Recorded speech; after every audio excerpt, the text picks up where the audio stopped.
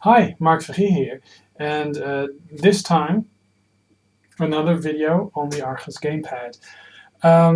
Yeah, I wanted to come back to this console because during the last review I did of this, and that was about 2 hours long, I believe, I was using the stock firmware that came with it. And it had some bugs, some really nasty bugs where buttons would cancel each other out. You know, if you press these buttons and these buttons simultaneously, they would cancel each other out. Well, Archos has actually updated a new firmware. Actually, the 28th of December, it already became available. A new firmware that you just have to hook up your system over USB to your PC, drag over an image file that you download, and the system will automatically update. There's also the hacking community also created a how do you say that? A rooted firmware based upon the latest firmware by Archos. And yeah, instead of going through an entire new 2-hour-long video, time for an update, just an update. And I'll perhaps put some footage at the end of this small video, but I'm not going to do an as extensive a review. The thing is, they completely fixed the buttons canceling each other out, so that's very good. They also fixed screen flickering and the fact that the on-screen mapping tool for mapping touch controls to these physical controls, they fixed that as well. On the original firmware, on the original software, there would be a lot of lag, and with the new firmware, they actually fixed that completely, utterly and completely. So this actually, with the new firmware, this device actually performs like I was expecting it to perform. Because for some reason there was just a huge discrepancy between what this thing had in software specs and what this thing had in software performance compared to what it had in hardware specs. Hardware specifications, I mean, a 1.6 or 1.7 gigahertz processor with a Mali 400 GPU. Compared to the Nexus, well, you know, the Nexus is running a lot slower. Of course, the CPU isn't really comparable, but with the original firmware, this thing was kind of laggy, not as fast as I would expect it to, and actually I did a video on one of these USB, Android on a stick things that was actually less powerful than this and actually performed better than this when it came to playing emulators and stuff. So yeah, Archos managed to fix it, and yeah, they really fixed it because it's working now. And emulators run full speed. You can have the linear filtering on. The thing with that some of Mr. Brodia's emulators, some emulators, they do map on the hardware keys natively. Others, you actually need to map the controls over two. I mean, I got a tip that you actually have to use two devices to map the controls to, but I didn't get that to work. But mapping it on the software side with the software mapping tool actually works great. You can map these and this simultaneously to the thumbpad, the virtual thumbpad, and they run full speed. Mega Drive, NES, and Nintendo 64, PlayStation really functions well. So I may actually show you some clips of emulators running the way they are supposed to, and the experience for Android games. Well, is more or less the same, only far less laggy, and yeah, I mean, this was a great device for playing Android games.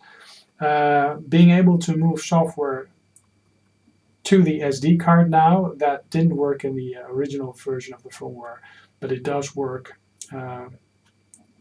Yeah, I mean, there's still some bugs in it. All the software does want to comply, but most of the software you can install to the SD card now, which actually makes this much more desirable advice. I was actually contemplating on giving this away and let some other poor bastard, you know, toy with it. But actually, I'm gonna hang on to this for a bit longer and yeah, have some fun gaming, playing games.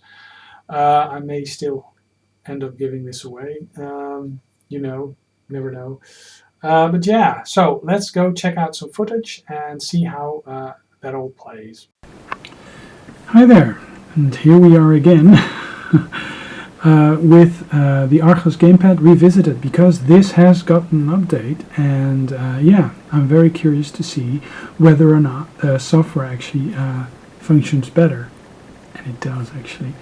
So the iPad is, or the Gamepad is actually charging over USB. Well, not much has changed. I had to reinstall all the software, but as you can see, responses, it's very snappy, and in my memory it's actually a lot snappier than before, browsing the web, and as you can see, it is very well, it's very fast. So this is my video, and as you can see, it is very responsive. So let's compare it. Let's first see how it works with the applications. The mapping tool, which is this tool, you drag the various buttons to the corresponding screen locations on the screen to map these hardware buttons to software buttons on the screen, or what is it, touch buttons on the screen.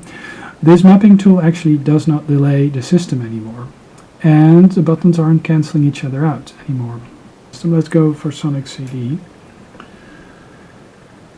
But things did improve, actually, did improve a lot. So most noticeably on the emulator front. So I may actually go ahead and do that.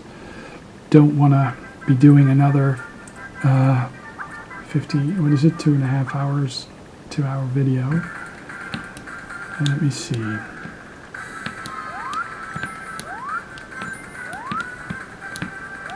But this really is perfectly playable, and it runs full speed. And also with these buttons. And before, there would actually be a slowdown if you were using the analog buttons. The frame rate wouldn't be as solid as it is now. So much more solid frame rate in this game. And on the whole gaming experience with this game really feels very solid and very dependable. So yeah, so that works nice, and you can see it's really snappy when it comes to responding. Expandable. That is a game that has native joypad support, but the thing is that you won't be able to actually select the weapons and stuff, because only the 2 analog knobs are supported, or supported directly with the software. So you actually have to use that software tool to map the extra buttons on the hardware buttons. So play, new game, normal difficulty, continue, and this, the weapon select and the grenade fire, it wouldn't map on those. So basically what we do is actually we map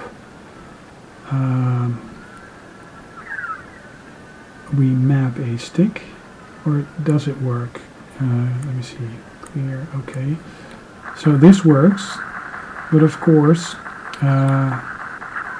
it doesn't allow you to use the other button. So the thing is, go back. Let me see if we can go back. Options, use touchscreen controls. So we go back and continue. So now the buttons are mapped again. And are they shown? Hide, show, touchscreen controls. Okay, so continue. So that is a button. So map the buttons. So the stick, I'll move it over here and move the desired stick and press A when done. The other stick I also drag over here, move the desired stick, A when done. So this should actually work. And as you can see, there is no slowdown. And it's very responsive. And here you can see very light, there's a grenade and there's a weapon. So what you do is actually a button for the grenade, press, and then another button for the weapon, press, and play. So you can actually throw a grenade the moment you have grenades. I don't have any grenades yet. Whoops. But I am able to change the weapons, you know. This is the unlimited weapon, and this is the weapon that rapidly... and as you can see, the game remains just as playable and just as fast. What all you guys perhaps are waiting for is emulation performance. And checking out main. And what is a good example for main? Perhaps not Gyrus, but Dangerous Seed. Dangerous Seed is I believe, a 16-bit game that actually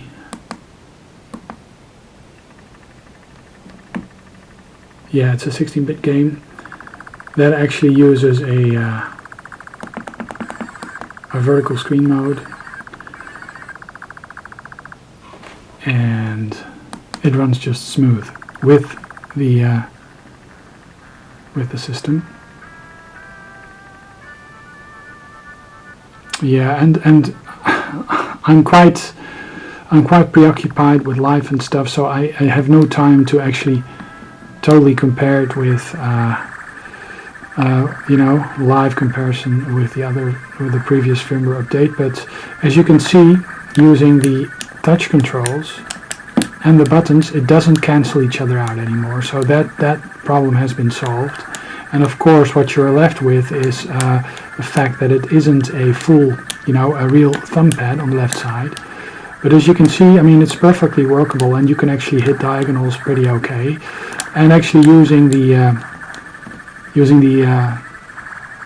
analog nub, it actually works quite well, and there's no slowdowns. On the previous version of the firmware there were horrible slowdowns, making the emulation experience well, far from perfect. And this is just, I mean, this is running full speed, and yeah, playing a game like this on the main emulator really is a fun experience. It just runs how it is supposed to. PlayStation emulation really is, from what I gather, full speed. So this is actually, I've just finished a race here, and in the background you can actually hear the music. Let me see if I can do a continue, or an exit.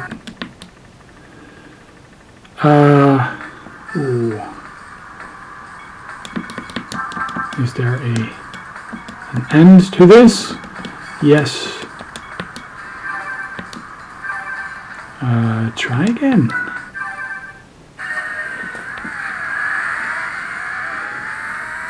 As you can see, both digital and analog are supported.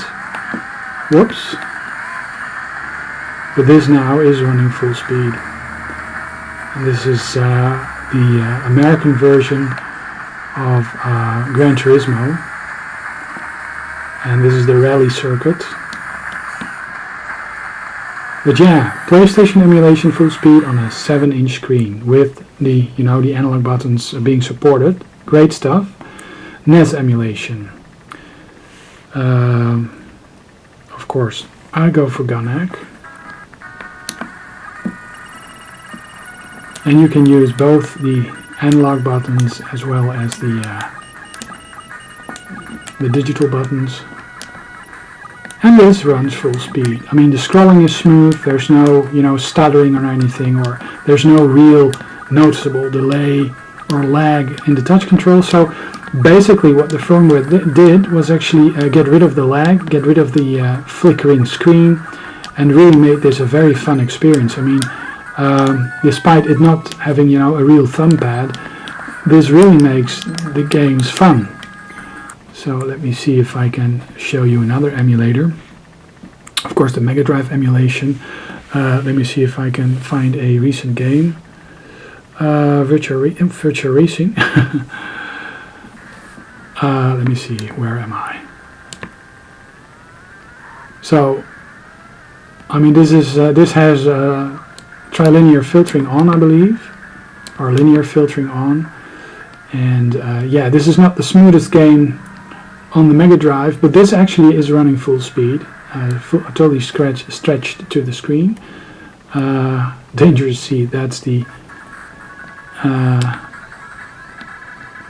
Mega Drive version of the game I just showed you. It's possible to remove these from the screen, but I'm not going to bother right now, because you can also use this as comparison for lag. And this actually really runs well. You can hit diagonals and there's no lag. Whoops. Whoops. Oh. Well, sometimes there's a small bit of stuttering, but for the most part it runs smooth. And as you can see, the system is very responsive. GBA emulation, recent game, Sonic Advance, of course. So, Game Boy Advance emulation really is ultra smooth, very, very nice, full frame rate, and really fun to play.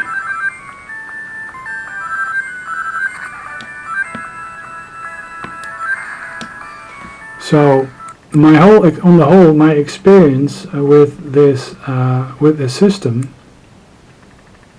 has dramatically improved, because, as you can see, also, you know, TurboGrafx-16 emulation with all the, you know, the emulation options, full speed, full settings, you know, it just runs perfectly. So you can see sometimes a small bit of stuttering that just doesn't appear if you use the you know, the real buttons here, the digital buttons, but still. Not really a problem in my eyes. So yeah, I think that for the most part they actually finished. They actually got rid of yeah, a lot of the issues that they were having with buttons cancelling each other out. They are not there anymore. The buttons do work independently, and you can press all sorts of combinations without the buttons cancelling each other out. So this actually is the firmware that you guys wanna check out. Is the 101C firmware. If you go to the Archos, if you have this system and you go to the Archos website, go to System Update, look for System Update or a Gamepad, and then System Update, you'll actually get to an area where this new firmware is posted. What you do is actually you have an image file, update.img, I believe. You just hook up your tablet to your PC over USB cable, just drag it to the root of the SD card folder, or the root of the, yeah, I believe the SD card, and it just finds the system file and just proceeds to update. And that's the best and easiest way to actually update the system to, let me see if I can have a settings. As you can see, it's very nice and responsive. Moving applications to the storage also is possible on the SD card. There's move to SD. Oh, this is not move to the SD card, but there's a lot of applications that can actually be moved to the SD card. I'm using more. I have more software installed than I used to be able to do. But let's go to About Tablet. So it says Android version 4.1.1. The Archos Gamepad. So this is yeah, a new, and the kernel is 0.29. But this is the newer version of the firmware, and it's a lot more responsive. And yeah, the emulators just work, the buttons are fixed, so yeah, this makes it a whole different experience, and actually a very positive experience. The only real downside is the battery life. The battery life still remains 2 hours. You know, if you do heavy intensive 3D emulation like the PlayStation, you're best just hooking up the microSD USB and the charger, and just you know, play it tethered. But yeah, if you do some browsing, playing some YouTube videos, or yeah, browsing really works well. So here we have a YouTube video. Actually, this is the let me see if I can find my video, the previous video. So this, the Archos Gamepad review, yeah. So this in-depth review, and that's the Archos Gamepad in-depth look, the 1 hour 57 minutes. Well, this is actually a in addition to that, I'm gonna put a link to that as well. Hey, this is not HQ, I believe. Let me see if I can. So, but yeah, I mean, as you can see, it's very responsive. So. Yeah, the discrepancy between the hardware and the way the software performed, which was totally there for the first firmware, the released firmware, there was this huge discrepancy in what was obviously possible on the hardware and what the performance was. And with the new firmware, that discrepancy has, for the most part, disappeared altogether. So, very much recommended. Out of 10 out of 100 points, I would give this tablet at least 75 points. Yeah, major hang-up probably is the battery life and the fact that this isn't a real thumb pad that is made out of one piece of plastic. But for the rest, I mean, it's very compatible with a lot of games, and yeah, I mean, it's just a very nice system. The other downside is if you use it as a tablet, yeah, the viewing angle this way is a lot better than that way. So, yeah, that's kind of, you know, if you use it vertically, it's kind of you know, yeah, a thing to take into account, that you just use it mostly, you know, from this side. I mean, for the price, and I believe I really got it cheap, because it goes for a bit more now, but for the price, I think it's a great little device. And if you're into your emulators and yeah, just want to use them in a very, or just, you know, play your Android games with touch mapping, with touch screen, what is it, touch buttons mapped to Wii controls. I mean, it's very nice. Actually, the CES in Las Vegas, I believe, is actually outputting, you see a lot of vendors outputting Android gaming solutions, you know, control pads with built-in, you know, Nexus, what is it, no, Nexus 4, Tegra 4 chipset and stuff, Mali 5 or Mali 400. Yeah, of course more advanced than this, but also costing a lot more than this. I say gaming on Android really is going somewhere, and I think this is, especially if you don't have a tablet yet, and you're into your retro gaming and you wanna see what a tablet is like. Well, this is not a bad deal. This is actually quite an excellent deal. 75 points out of 100, I would say, after this new firmware update. So yeah, I would recommend it. I mean, the build quality is a lot better than that of the Neo Geo X that I just recently got. So yeah, Mark signing off. I think this is a winner, and yeah, I'll upload this and attach this as a review to the next video, to the old video. I'm very tired. I'm just, you know, English is not my native speech, so yeah, I'm talking rubbish. Okay, Mark signing off, and I'll be back with another video soon.